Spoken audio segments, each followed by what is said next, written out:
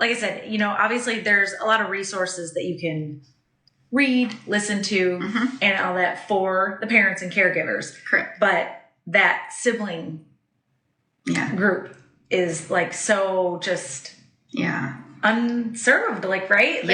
They don't have the resources. Like the parents are doing it for their special needs kids, but then they also have other kids, like you said, who are neurotypical. And it's like, what resources are there for them?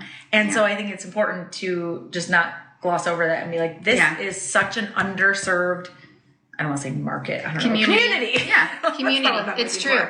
And I remember realizing, when I realized it was so underserved, is when I went to an adoption conference a couple of years ago, and we had these breakout sessions. And one of the breakout sessions were these adult siblings of adoption, fostered, and special needs kiddos. So they were the adults. Now I would say they were like 20 to 30 years old. And there was a panel of them. And the breakout group session was, we could go and just ask them any questions. And it was so packed. Yeah. Because I think every parent wants to know, how can I do this well?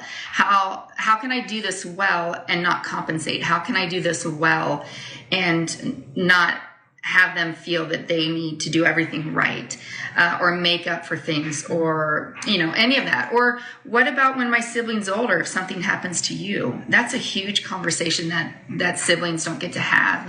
And sometimes until later on in life, and it's made for them. Yeah. So that group is, when I saw how packed that was and how many people had questions, and I just really found my heart as like, this is a community that really needs to have an outlet. They need to have a place where they can be, where it's safe, where they can be frustrated with the situation, where they can find peers who can also meet them in that place, and where we can also help them get strengths of how to maneuver through things. Right. So, yeah.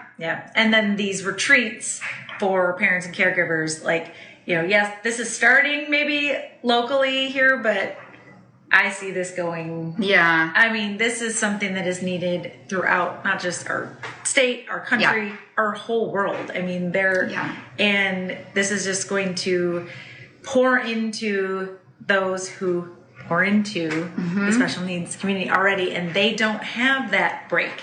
They don't have those times where they get to just come away and let other people take care of them and pour into them and pray over them and just, And there's every family is different and their situation is different. So there's no one quick fix to be there for someone.